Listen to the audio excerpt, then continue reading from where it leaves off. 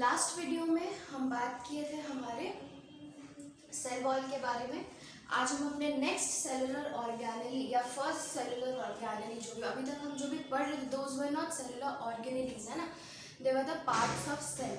अब हम स्टार्ट करेंगे डिफरेंट सेलुलर ऑर्गेनेलीज के साथ ना, सेल के डिफरेंट अलग छोटे छोटे ऑर्गन्स के साथ, है ना, जो सेल का आपका अलग अलग काम करते हैं।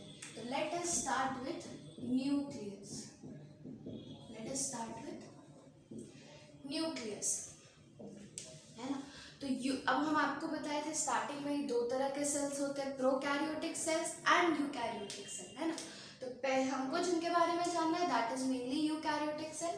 कंपैरिजन में थोड़ा मोड़ा हम आपको साथ में प्रोकैरियोटिक सेल के बारे में बताएंगे, ठीक।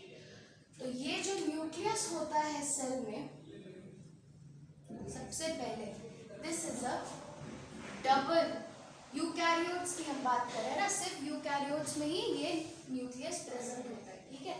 तो यूकैरियोट्स में this nucleus is double membrane bound structure, ठीक है। ये दो मेम्ब्रेन से बाउंड होता है, ठीक है। कैसे बाउंड होता है? इस तरीके से, ये पहला लेयर, ये दूसरा लेयर, ठीक है। जैसे प्लाज्मा मेम्ब्रेन होता है, उसी तरह के न्यूक्लियस भी सेलुलर ऑर्गेनेली होता है जो कि मेम्ब्रेन से बाउंड रहता है। And this membrane is double layered, है ना। अब ये डबल लेयर्ड होता है, पर न्यूक्लियस और साइटोप्लाज्म के बीच में there is always transportation of materials, है ना। There is always transportation of materials. तो ये ट्रांसपोर्टेशन ऑफ मटेरियल्स के लिए आपका न्यूक्लियस में, न्यूक्लियस के मेम्ब्रेन पे या न्यूक्लियर मेम्ब्रेन पे, ठीक है, डबल मेम्ब्रेन बाउंड स्ट्रक्चर, तो वो मेम्ब्रेन को हम क्या बोलते हैं? This membrane is called as nuclear membrane, है ना। न्यूक्लियस का membrane is called as nuclear membrane, ठीक है। अब हम आते हैं ये न्यूक्लियस के मेम्ब्रेन पे, न्यूक्लियर मेम्ब्रेन पे, for transportation of substances between the cytoplasm and the nucleus, इन दोनों के बीच में सब्सटेंस के ट्रांसपोर्टेशन के लिए बहुत सारे पोर्स होते हैं, बहुत सारे होल्स होते हैं, है ना। इन होल्स को हम क्या बोलते हैं? इन होल्स को हम बोलते हैं न्यूक्लियर पोर्स, है ना, न्यूक्लियर पोर्स, ठीक। तो ये न्यूक्लियर पोर्स कैसे रहते हैं? जहाँ जहाँ पे भी न्यूक्लियर पोर रहेगा, ऐसे करके ये मेम्ब्रेन आपका फ्यूज्ड रहता है यहाँ से, है ना। तो डबल मेम्ब्रेन स्ट्रक्चर हो गया, और बीच से आपका फॉर ट्रांसपोर्टेशन ऑफ सब्सटेंसेस आपका न्यूक्लियर पोर्स हो गया, ठीक है। अब ये जो दोनों मेम्ब्रेन के बीच में जो आपको ये स्पेस दिख रहा है, ये दोनों मेम्ब्रेन के बीच में आपको ये जो स्पेस दिख रहा है, wide space, this is called as perinuclear space. This is called as perinuclear space. Perinuclear space, ठीक है। चलिए, ठीक है। अच्छा, इसका मतलब क्या हुआ? पेरी मतलब पूरी तरीके से जो ऐसे करके कवर करें, तो न्यूक्लियस के अराउंड जो स्पेस हो गया दैट इज पेरीन्यूक्लियर स्पेस, है ना। ये आपका न्यूक्लियस का स्ट्रक्चर हो गया। अब हम आते हैं न्यूक्लियस का फंक्शन के ऊपर। तो न्यूक्लियस का फंक्शन क्या है? The function of nucleus is it contains our genetic material. Nucleus contains our genetic material, है ना। जेनेटिक मटेरियल क्या होता है? जेनेटिक मटेरियल आपका ब्लूप्रिंट होता है ना। आप कौन हैं, आप क्या है, आप कैसे हैं, जो भी चीज़ आपका इंफॉर्मेशन है, everything is present in your genetic material. और ये जेनेटिक मटेरियल आपको मिलता कहाँ से है? ये आपको आपके पेरेंट्स से मिलता है, इसलिए आप अपने पेरेंट्स के जैसे दिखते हैं, है ना। आपको आपका जेनेटिक मटेरियल आधा अपनी मदर से मिलता है, आधा फादर से मिलता है। तो आप दोनों को रिजेंबल करता है ना। तो ये जेनेटिक मटेरियल बेसिकली क्या है, ये वो सारा इंफॉर्मेशन है जो भी आप है ना, whatever you are it has got the information. इसी के वजह से आप जो भी हैं आप वो है ना। और ये जेनेटिक मटेरियल आपको मिलता कहाँ से, ये आपको आपके पेरेंट्स से मिलता है, ठीक है।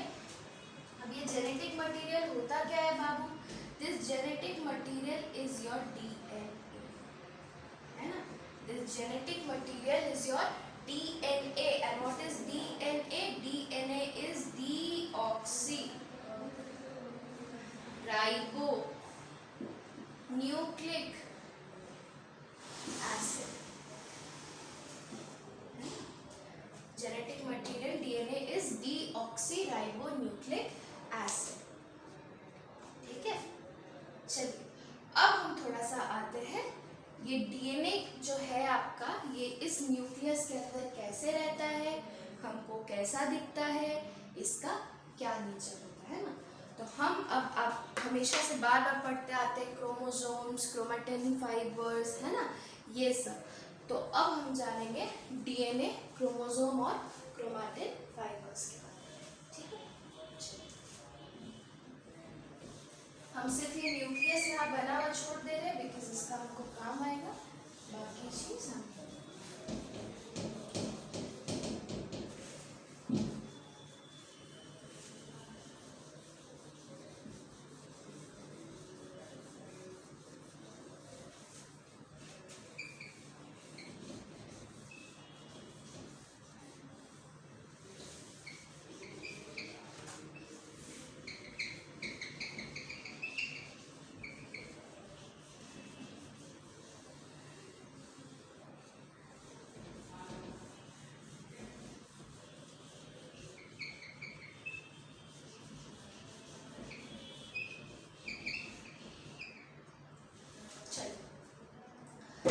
थोड़ा सा डीएनए के बारे में जानते हैं।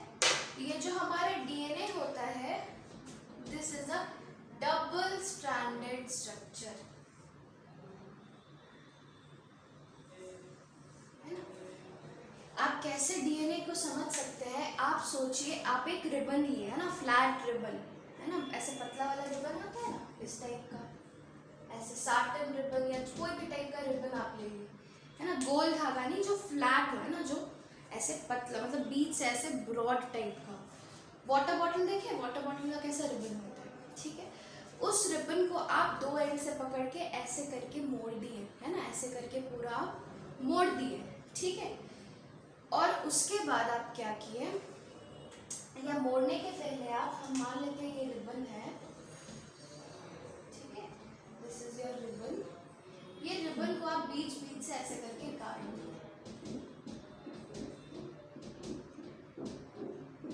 बीच बीच से ऐसे करके काट दिए, साइड में इंटैक्ट है, बस ऐसे बीच से काट दिए, ठीक है। ऐसे ऐसे बीच से ऐसे करके कट लगा दिया और उसके बाद ऐसे खींच के ऐसे करके मोड़ दिए। तो जब आप मोड़िएगा तो आपको कैसा दिखेगा, आपको उसका दोनों साइड्स ऐसे कॉइल किया हुआ दिखेगा, है ना, दिखेगा ना। और जहाँ जहाँ से आप काटे हैं उसके बीच में जो पोर्शन है, ये दो जो साइड का, जो आपका दो साइड है, वो लगेगा कि बीच में उन स्ट्रैंड से ऐसे जुड़ा हुआ है, समथिंग लाइक दिस, है ना। हम मान लेते हैं ये ऐसे कॉइल्ड है और इसके बीच में आपको लगेगा कि ये यहाँ से ऐसे करके जुड़ा हुआ है, ऐसे ही लगेगा। बस आप समझिए यही स्ट्रक्चर है ना। ये आप समझिए कोई सीढ़ी है ना, ऐसा वाला सीढ़ी नहीं, ऐसा वो देखें ऐसे वुडन सीढ़ी रहता है जो बीच बीच से ऐसे जुड़ा रहता है, लैडर, इस टाइप का जो लैडर रहता है ना, आप सोचिए कि वो लैडर को हम ऐसे करके मोड़ दिए, है ना, दो इट इज वुड मुड़ेगा नहीं, पर आप बस सोच लीजिए ऐसे करके हम एक एंड से पकड़ के दूसरे एंड से उसको मोड़ दिए। तो मोड़ दिए तो वो मेरे को कुछ ऐसे ही दिखेगा, है ना। ये हम 2D स्ट्रक्चर बनाए इसलिए, आप उसको 3D में बस वैसे इमेजिन करिए। एक मेरे पास लैडर है एंड लैडर को हम ऐसे करके मोड़ दिए, तो मोड़ दिए तो आपको उसका दो स्ट्रैंड्स ऐसे ऐसे कर, दो जो साइड होगा वो ऐसे ऐसे करके दिखेगा, है ना। और बीच बीच से ये ऐसे करके आपको इसका दोनों साइड जुड़ा हुआ दिखेगा, है ना। इस डीएनए का स्ट्रक्चर ऐसे ही होता है। तो डीएनए कैसा हो गया, डीएनए आपका double stranded structure, strand 2 strand हो गए है ना, लैडर की जो 2 साइड्स है बराबर, वैसे ही डीएनए का 2 स्ट्रैंड हो गया, तो DNA is your double stranded structure. DNA is double stranded structure and the 2 strands are connected by bonds, है ना। ये जो 2 स्ट्रैंड है आपका, वो बीच वो हर जगह से ऐसे करके दोनों स्ट्रैंड्स बॉन्ड से, है ना, इन दोनों स्ट्रैंड के बीच में बॉन्डिंग होती है और उन बॉन्ड से ये डीएनए जुड़ा रहता है, ठीक है। और यही डीएनए जो आपका है, दिस डीएनए या deoxyribonucleic acid is your genetic material, ठीक। चलिए, अब ये जो डीएनए होता है आपके बॉडी में,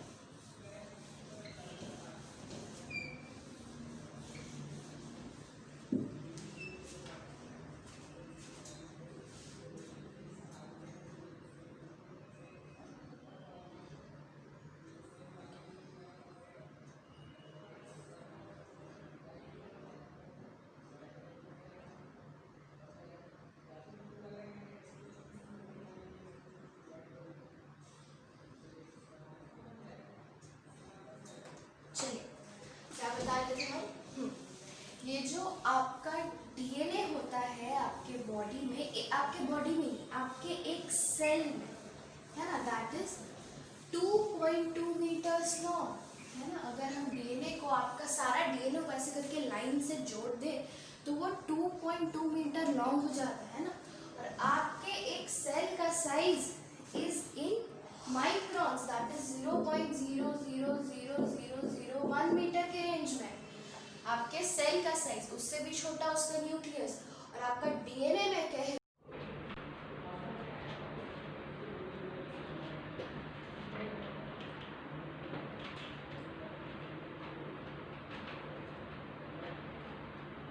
तो ये जो सेल होता है आपका, उसका साइज है 0.0000001 मीटर, है ना, इन माइक्रॉन्स, ठीक है। और ये जो डीएनए, अगर आपके सेल के डीएनए को पूरा एकदम लाइन से ऐसे करके रख दे तो मेरे सेल का डीएनए इज 2.2 मीटर लॉन्ग। तो आप सोचिए, ये जो 2.2 मीटर लॉन्ग लंबा डीएनए है, ये आपका इतना छोटा सा न्यूक्लियस में, है ना, सेल का साइज इतना, उससे भी छोटा उसका न्यूक्लियस अकोमोडेट कैसे करेगा, है ना। तो ये जो डीएनए होता है आपका, दिस गेट्स कॉइल्ड, है ना, ये डीएनए आपका ऐसे फोल्ड हो जाता है, ठीक है। जैसे हम मान लेते हैं ये आपका डबल स्ट्रैंडेड स्ट्रक्चर डीएनए है, ठीक है। ये आपका एकदम कॉइल हो जाता है न्यूक्लियस के अंदर, है ना, दिस गेट्स कॉइल्ड, ठीक है। ये हम उसको सिंगल स्ट्रैंड से रिप्रेजेंट कर रहे हैं, बस ऐसे ही, है ना, फॉर इजी रिप्रेजेंटेशन, ऐसे समझ लीजिए कि दिस इज डबल स्ट्रैंडेड। ये जो डीएनए आपका होता है, ये इस तरीके से नॉर्मली सेल के अंदर एकदम कॉइल स्ट्रक्चर में पाया जाता है ना। तो सेल, और इसको अकोमोडेट करने के लिए सेल के अंदर की जो कॉइल स्ट्रक्चर होता है, डीएनए का coil structure, this is only what is known as chromatin fibre, ठीक है। इसी को हम क्रोमैटिन फाइबर कहते हैं, ठीक। अब ये क्रोमैटिन फाइबर के अलावा सेल में ऐसे, इस न्यूक्लियस में ऐसे गोल गोल स्फेरिकल स्ट्रक्चर्स प्रेजेंट होते हैं, ठीक है, गोल गोल ऐसे स्फेरिकल स्ट्रक्चर्स प्रेजेंट होते हैं, उनको हम बोलते हैं न्यूक्लियोलस, उनको हम बोलते हैं न्यूक्लियोलस, है ना। तो ये आपका न्यूक्लियर मेम्ब्रेन हो गया, डबल मेम्ब्रेन स्ट्रक्चर, इस तरीके से न्यूक्लियर पोर्स हो गए, है ना, न्यूक्लियर पोर्स हो गए, ठीक। और आपका न्यूक्लियस के अंदर क्रोमैटिन फाइबर और न्यूक्लियोलस हो गया, ठीक। अब आप सोचिए, किसी भी सेल के पास कितना अमाउंट ऑफ डीएनए रहता है दैट इज कांस्टेंट। जैसे मेरे बॉडी में बहुत सारा सेल्स है, तो मेरे बॉडी के हर एक सेल के पास amount of DNA will always be constant. अब जब इस सेल को डिवाइड करना है, मान लीजिए एक सेल है, जब इस सेल को डिवाइड करना है तो ये डिवाइड करके दो सेल में बटेगा। जब दो सेल में बटेगा तो दोनों सेल के पास अपना जेनेटिक मटेरियल आना चाहिए। जेनेटिक मटेरियल नहीं आएगा तो वो सेल कैसे बनेगा? हम आपको बताएं, जो भी इंफॉर्मेशन आपका होता है वो आपका दोनों सेल के जेनेटिक मटेरियल में होता है। ठीक, अब जब ये आपका जेनेटिक मटेरियल में यहाँ पे जेनेटिक मटेरियल दोनों सेल में चाहिए होगा, ये दोनों जेनेटिक मटेरियल आपको एकदम इक्वल नंबर में चाहिए। इस सेल और इस सेल में इतना ही जेनेटिक मटेरियल चाहिए जितना इनके पेरेंट सेल में था। तो इसके लिए क्या किया जाता है, ये जो जेनेटिक मटेरियल है या जो मेरा डीएनए है, इसको हमको सबसे पहले डबल करना पड़ता है ना। सबसे पहले ये जेनेटिक मटेरियल को हम डबल करेंगे। जब ये डबल हो जाएगा उसको वापस से हम दो अलग अलग सेल में बांट देंगे। तो बांटने के बाद क्या होगा, उनमें इक्वल नंबर ऑफ जितना डीएनए मेरे को चाहिए था, जितना जेनेटिक मटेरियल मेरे को चाहिए था, वो दोनों सेल में मेरा प्रेजेंट हो जाएगा। ठीक है,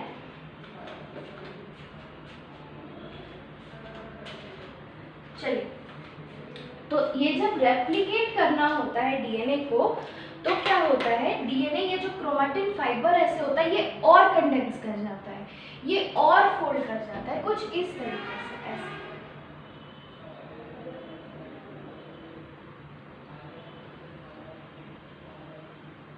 ठीक है, ऐसे करके फोल्ड कर जाता है। तो जब ऐसे करके फोल्ड कर जाता है और जब हम उसको माइक्रोस्कोप के अंदर देखते हैं तो हमको ये कैसा दिखता है, हमको ये रॉड लाइक स्ट्रक्चर्स दिखता है ना।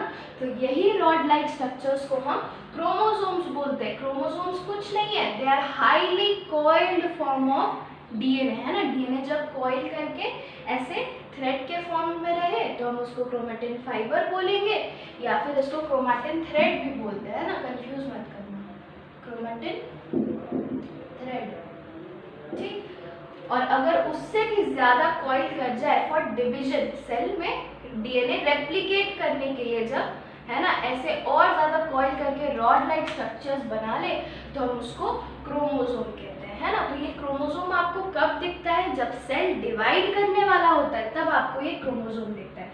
जब सेल नॉर्मली फंक्शन कर रहा हो तो आपको सेल के अंदर डीएनए ऐसे जेनेटिक मटेरियल, ये क्रोमैटिन फाइबर के फॉर्म में दिखेगा। अब जब बाबू ये सेल डिवाइड करने वाला होता है, जब ये सेल आपका डिवाइड करने वाला होता है तो ये डीएनए ऐसे करके डिवाइड कर चुका होता है। तो आपको क्या लगता है, ये क्रोमोसोम का दो आर्म ऐसे करके निकला हुआ, ये दो कुछ नहीं है, ये the chromosome has replicated, it has double. Double कैसे हुआ है, फिर ये अलग होगा और फिर इन दोनों को दो अलग सेल में भेज दिया जाएगा, है ना। तो मेरा क्या होगा, जो भी मेरा डीएनए है दोनों सेल में, इसका नंबर आपका 9 हो जाएगा। ठीक है, अब आगे बढ़ते हैं हम लोग, है ना। तो अब ये डीएनए या जो भी सेल है ये हमको कैसे दिखेगा,